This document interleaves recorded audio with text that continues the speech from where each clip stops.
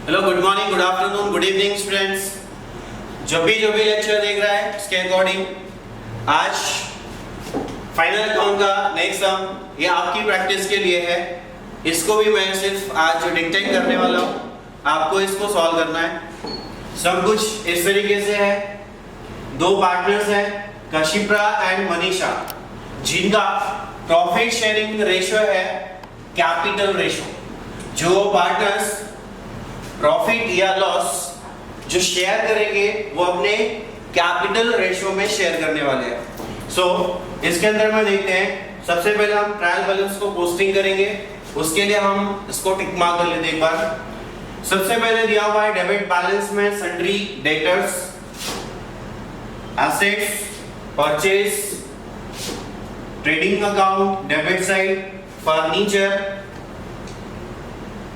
Assets, plant and machinery, assets, wages, trading account debit side, salaries, profit and loss account debit side,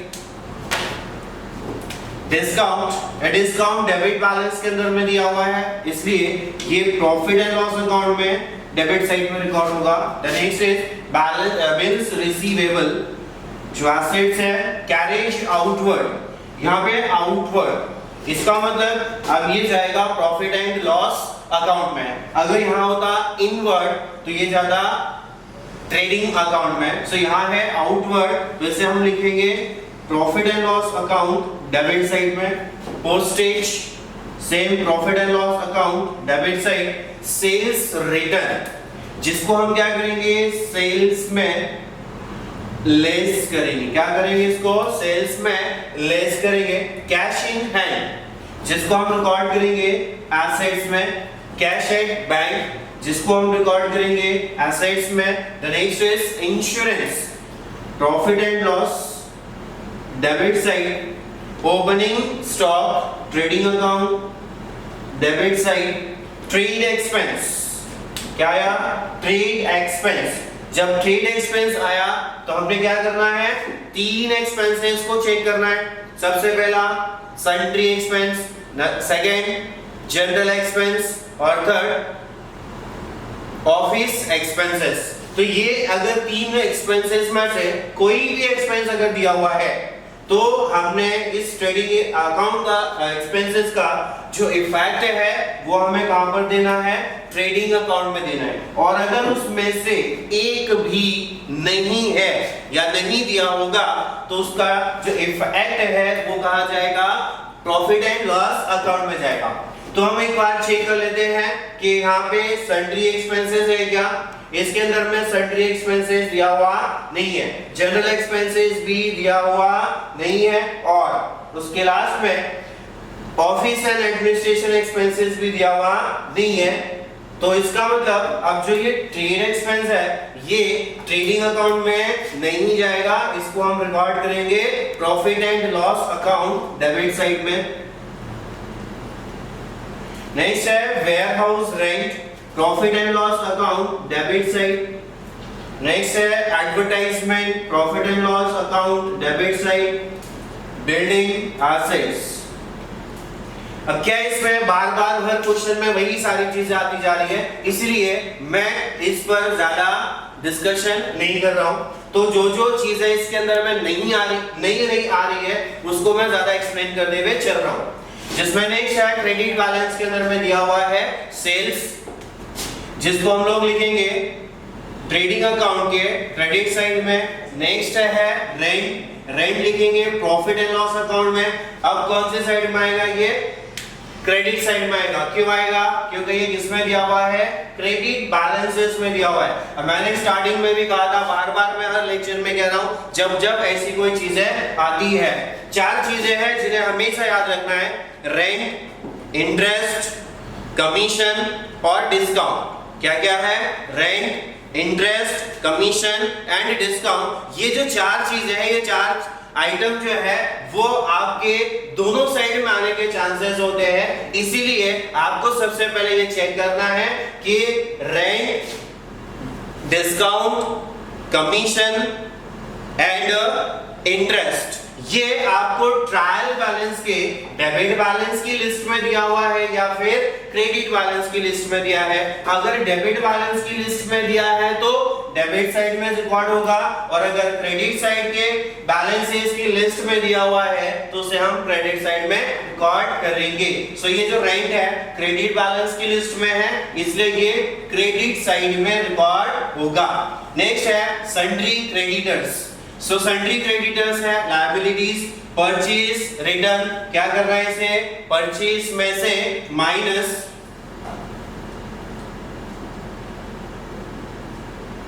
next discount. अभी मैंने कहा था कि discount है वो दोनों साइड में आता है। अब ये देखो डिस्काउंट कौन से बैलेंस की लिस्ट में दिया हुआ है? क्रेडिट में, इसलिए ये कहां जाएगा? प्रॉफिट एंड लॉस अकाउंट के क्रेडिट साइड में। नेक्स्ट है बिल्स पेएबल लायबिलिटीज। अब आगे दिया हुआ है capital account and current account. तो अब आपको समझ में आ गया होगा, लास्ट 2-3 लेक्चर्स में मैंने बताया था कि कैपिटल अकाउंट और करंट अकाउंट, आपको जब करंट अकाउंट के बैलेंसेस दिए होंगे तब आपने कैपिटल अकाउंट को प्रिपेयर करने की कोई जरूरत नहीं है। उस टाइम आपको कैपिटल का जो बैलेंसेस दिया हुआ है उस बैलेंस को आपको लिखना कहां पर होगा? लायबिलिटीज में। डायरेक्टली आप उसको क्या करोगे? लायबिलिटीज में लिखोगे, जिसमें कुछ चेंजेस करने का नहीं है, जिसमें कुछ ना ऐड करना है ना लेस करना है। जो कुछ भी अब लेस और ऐड होगा वो किसमें होगा?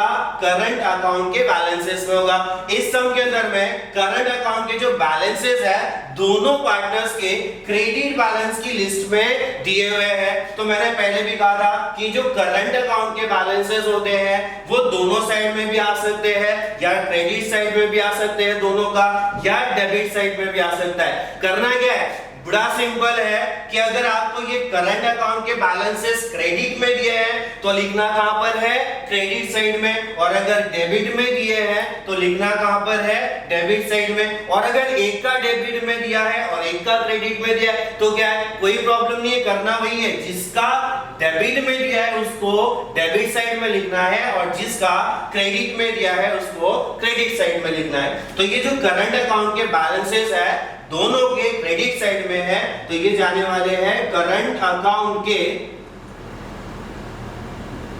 क्रेडिट साइड में। तो ये हो गया हमारा ट्रायल बैलेंस। किस तरीके से हमने क्या करना है? पोस्टिंग करना है। अब हम देखते हैं एडजस्टमेंट्स को।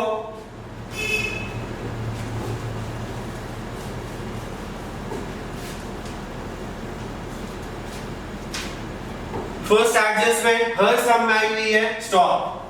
पता है हमने इसके दो इफेक्ट होने वाले, कहां पर होने वाले हैं? फर्स्ट इफेक्ट ट्रेडिंग अकाउंट के क्रेडिट साइड में और सेकंड इफेक्ट एसेट्स में। Then sales include sale of machinery. ये एडजस्टमेंट आज न्यू आई है। Sales include sale of machinery 2000 which is sold on 1st April 2018। सबसे पहले इसका मतलब समझ लो क्या होता है? क्या बोल रहा है? सेल्स इंक्लूड मतलब आपने सेल्स में इंक्लूड कर दिया है। इंक्लूड कर दिया मतलब ऐड कर दिया है। क्या? Sale of machinery. जो आपने मशीनरी सेल किया था उस मशीनरी को आपने क्या कर दिया? सेल्स में इंक्लूड कर दिया। आपको पता होना चाहिए कि सेल्स मतलब क्या होता है कि जो गुड्स एंड सर्विसेज हम सेल करते हैं उसको अगर हम सेल करते हैं तो उसको सेल्स में लिखा जाता है। तो ये जो मशीनरी है ये मशीनरी गुड्स नहीं है, ये उसकी क्या है? प्रॉपर्टी है, मतलब ये उसकी क्या है? एसेट है। तो एक्चुअली होना क्या चाहिए था? मशीनरी जो सेल की है इसका जो इफेक्ट है वो कहां जाना चाहिए था? मशीनरी में जाना चाहिए था, लेकिन गलती से उन्होंने क्या कर दिया? सेल ऑफ मशीनरी को सेल्स में इंक्लूड कर दिया, क्योंकि यहाँ पे एक कॉमन वर्ड दिख रहा है सेल सेल, इसीलिए यहाँ पे कुछ मिस्टेक हो जाती है। इसके लिए आपने जो कॉन्सेप्ट्स है ना वो पहले क्या होने चाहिए? क्लियर होने चाहिए। तो सेल ऑफ मशीनरी, मशीनरी क्या है?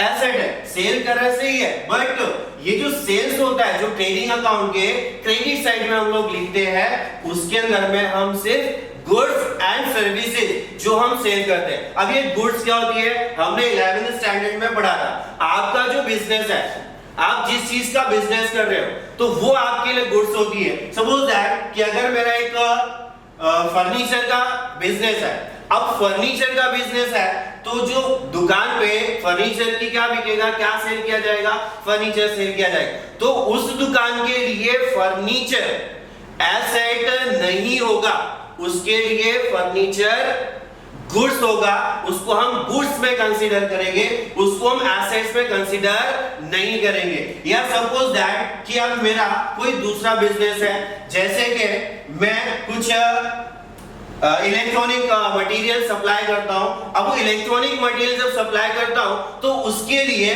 मेरे दुकान के अंदर में या शॉप के अंदर में कुछ फर्नीचर होगा। अब फर्नीचर में वो सारा सामान रखा होगा, तो अब वो फर्नीचर इस शॉप के लिए, इस बिजनेस के लिए गुड्स नहीं होगा, अब इसके लिए वो क्या होगा, एसेट होगा।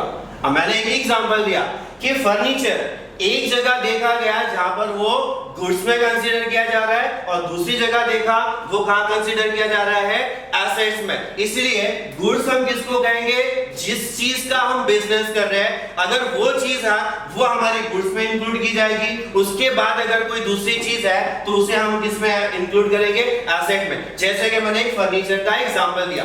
दूसरा एग्जांपल मैं इसका भी देता हूं, यहाँ पे मशीनरी है। अब ये मशीनरी है, मेरा एक काम है मशीनरीज में लेकर आता हूं जिससे मैं प्रोडक्शन करता हूं। तो अब मेरा यहाँ पे मशीनरी बेचना और खरीदना ये बिजनेस नहीं है। मेरा बिजनेस क्या है, मशीन से प्रोडक्शन करके उसको सेल करना, ये मेरा बिजनेस है।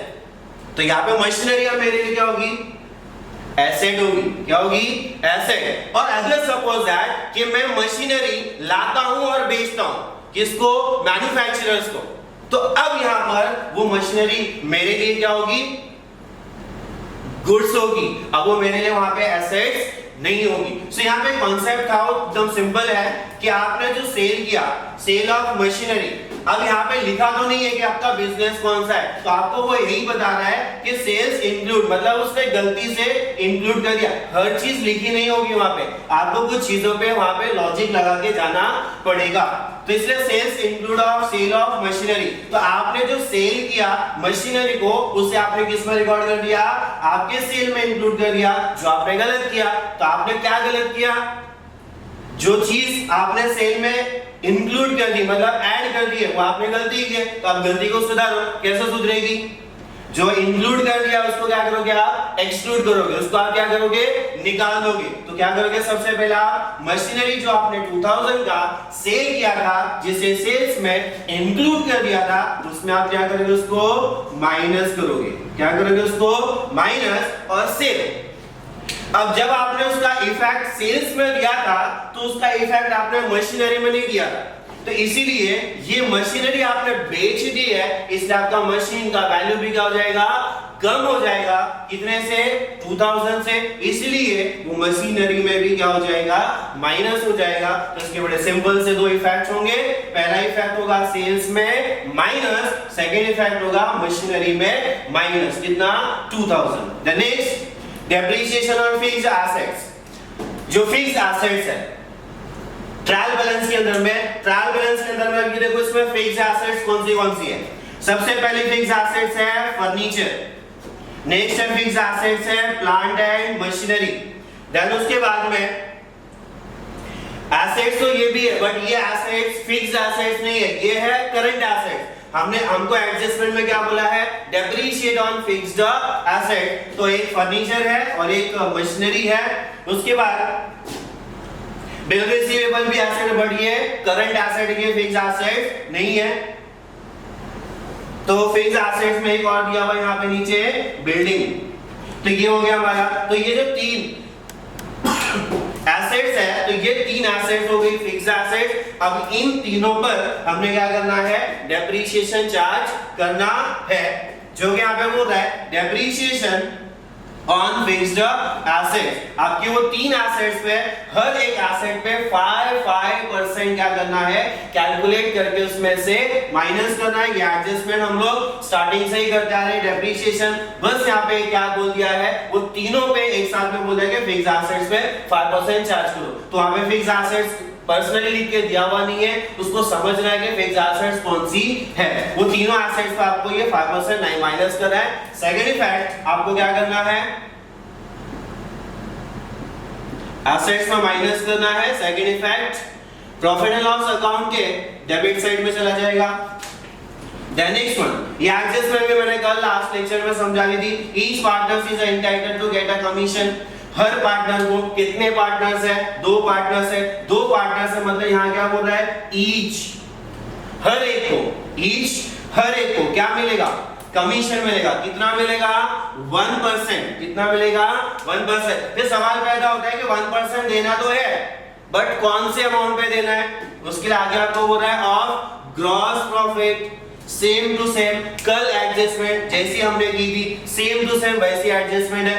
ईच पार्टनर को, हर पार्टनर को 1% क्या करना है? कमीशन देना है। वो भी किस पर देना है? ग्रॉस प्रॉफिट पर देना है। तो इसका मतलब क्या करना है आपको? ये वाली जो एडजस्टमेंट है इसको हम लोग स्टार मार्क कर देते हैं, इसको हम सबसे लास्ट में सॉल्व करेंगे। तो एकदम सिंपल तरीके से हम इसको सॉल्व कर सकते हैं, जैसा कि मैंने कल लेक्चर में बताया था। और इसी के अंदर में एक चीज एडजस्टमेंट और बोल रहा है, ये एडजस्टमेंट भी हम लोग पहले कर चुके हैं। Interest on capital 5%। 5% आपको क्या करना है? पार्टनर्स कैपिटल पे इंटरेस्ट कैलकुलेट करना है और उसका आपको इफेक्ट देना है। अब यहाँ पे कैपिटल पे निकालना है इंटरेस्ट 5%, करंट पे नहीं निकालना है। कैपिटल जो आप लायबिलिटीज में लिखने वाले हो उस पे दोनों का 5% आप क्या करोगे? कैलकुलेट करोगे। सो पार्टनर्स का जो कमीशन है इसके जो 2 इफेक्ट हो जाएंगे आपके कल के लेक्चर में, जैसा मैंने बताया था। पहला इफेक्ट क्या हो जाएगा?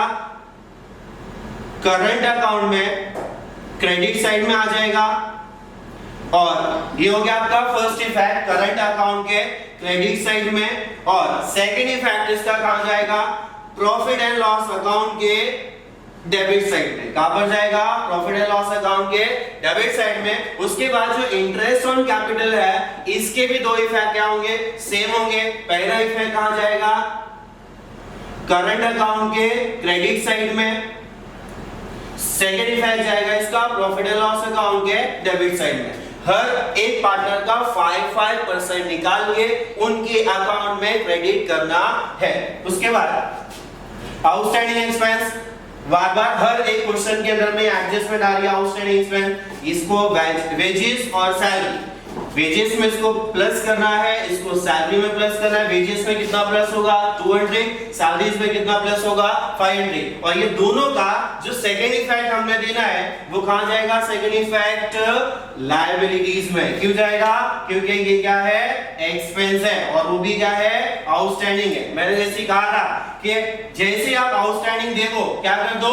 प्लस कर दो। सवाल पैदा होता है किस में करो? जो एक्सपेंस आपको बोला गया है, यहाँ वेजेस और सैलरी बोला, आपको कुछ भी बोल सकता है। वेजेस और सैलरी में प्लस हुआ, लायबिलिटीज में दोनों का सेकंड इफेक्ट चला जाएगा as a outstanding expense. The next and last adjustment, create a provision for doubtful डेब्ट। Create a provision for doubtful डेब्ट मतलब हर क्वेश्चन में आने वाली एडजस्टमेंट है।